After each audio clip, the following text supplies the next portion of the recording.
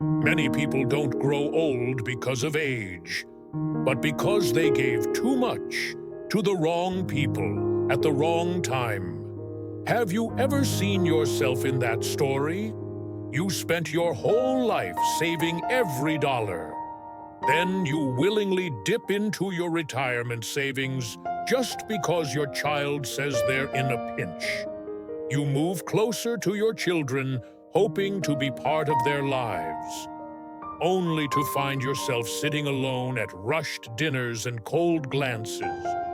You spend the entire week driving grandkids around, putting your own life on hold, and you wonder, is this the freedom I dreamed of after retirement?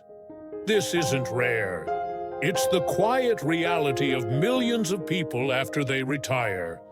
What's even more heartbreaking is this: that sacrifice doesn't always bring gratitude from your children. Sometimes it makes them take you for granted. In this video, I'll walk you through 7 things you should never hand over to your children after retirement. If you want to protect your peace, your dignity, and your right to live life on your terms. If you find this message meaningful, hit subscribe so you never miss a video that speaks to your heart and real life. 1. Never give up control of your finances, no matter how much you trust your kids. I know you trust your children. You love them. And when they say, "Don't worry, Mom and Dad, let me take care of it," it sounds comforting, right? But let me tell you about Gerald, 77.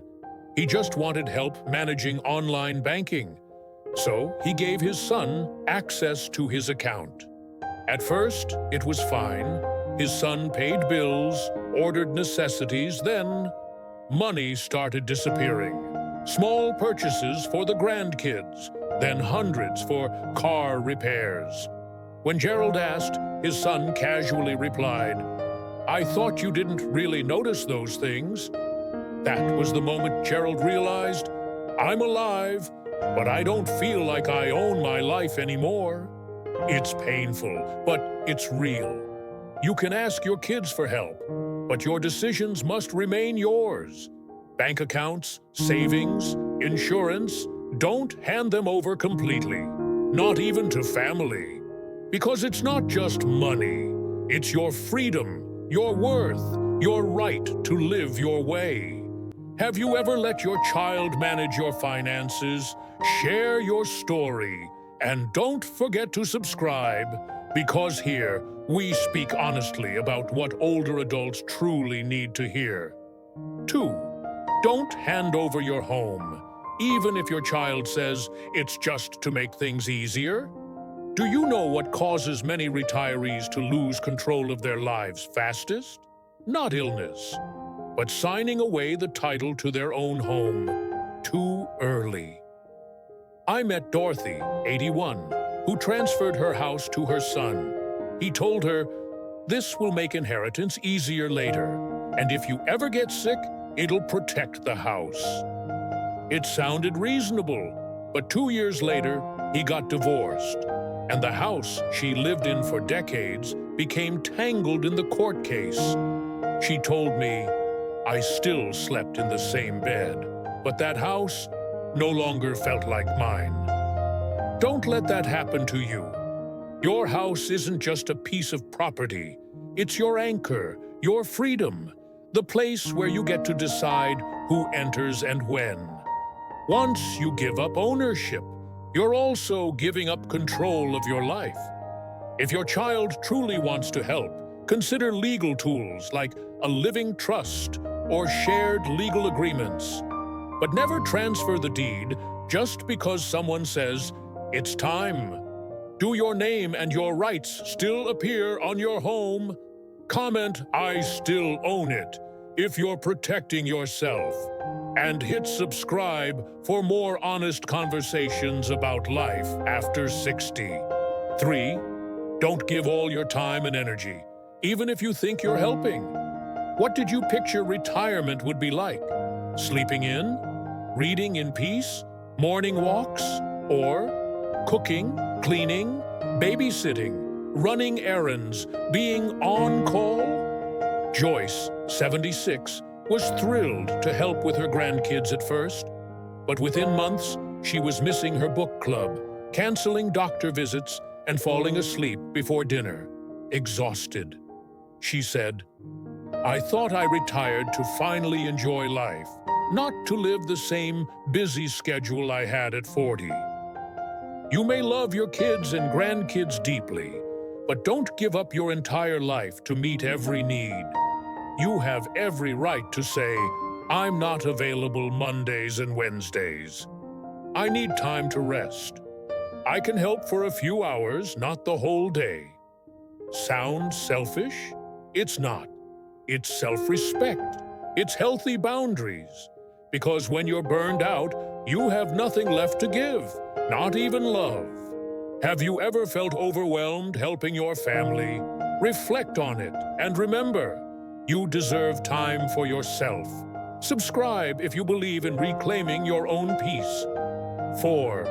Don't be a 24/7 emotional counselor, even if your child calls every day.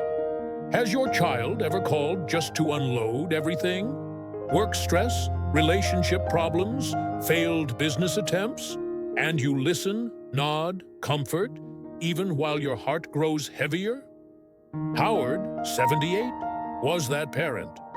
His son called nightly about his struggling business. At first, Howard offered advice and support, but over time, he started losing sleep, worrying constantly over things he couldn't control. I felt like I was drowning in water I never stepped into. You're not required to be anyone's emotional emergency room, not even your child's. You can listen, but you're also allowed to say, "That sounds tough. Maybe it's time to talk to someone trained to help." Protecting your mental health isn't shutting your heart. It's keeping your heart strong, so you can love without losing yourself. Have you been emotionally drained by someone else's problems? Comment and share. We're here to support one another. And tap subscribe to build your strength and peace with us. 5. Don't take full responsibility for raising your grandkids unless you truly choose to. Loving your grandkids is natural, but raising a child full-time in your 70s or 80s is a whole different story.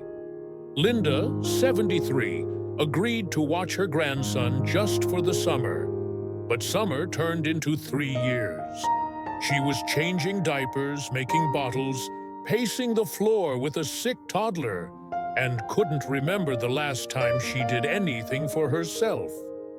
"I love him with all my heart," she said, "but I'm tired. I didn't realize how much I'd given up." You don't owe anyone a second round of parenting.